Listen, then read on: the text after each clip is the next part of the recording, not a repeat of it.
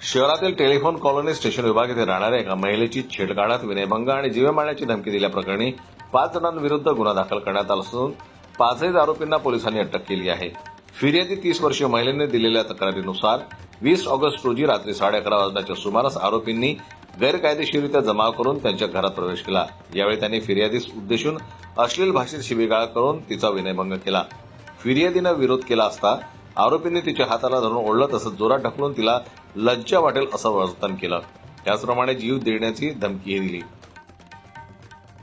महिला आल्या, त्यांनी तक्रार दिली की सनी दुबे आणि त्याचे साथीदार हे काल त्यांच्या घरात घुसले आणि त्यांना असली शिवीगाळ केली, लज्जा उत्पन्न होईल असं त्यांनी वर्तन केलं। त्यावरून विविध कलमांनुसार त्यांच्यावर गुन्हा दाखल झाला।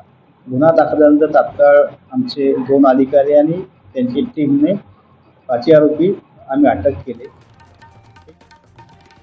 या प्रकरणी आरोपी सनी दुबे वय 25, वैभव कोकाटे वय 24, योगेश कोकाटे वय 22, आकाश उईके वय 23 आणि यश केसली उर्फ चिन्नी वय 24 सर्व राहणार सत्संग भवन स्टेशन विभाग मूर्तिजापूर यांच्याविरुद्ध भारतीय न्याय संहितेच्या विविध कलमान्वये गुन्हा दाखल करण्यात आला आहे।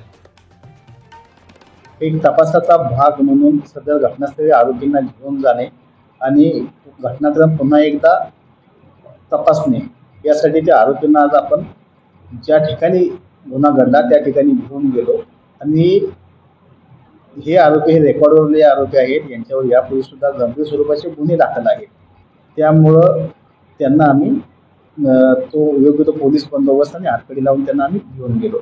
आणि आपणामार्फत मी एकच आवाहन करू शकतो, जे कायदा मोडतील त्यांना तर शासन नक्की होईल, जे कायद्यात राहतील ते फायद्यात राहतील, नाही तर पोलीस यापुढे सुद्धा अशाच प्रकारे किंबहुना याच्यापेक्षाही जास्त कायदेशीर कडक कारवाई करेल।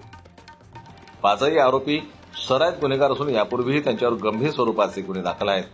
पोलिसांनी अनेक वेळा समज देऊनही आरोपी गुन्हे करण्याचे थांबत नव्हते। मात्र पोलिसांनी तपासाचा भाग म्हणून 5 आरोपींना घटनास्थळापर्यंत पाय फिरवत कान धरून मी पुन्हा गुन्हा करणार नाही, मी भांडण करणार नाही असे वदवून अक्षरशः 5 आरोपींची धिंड काढली।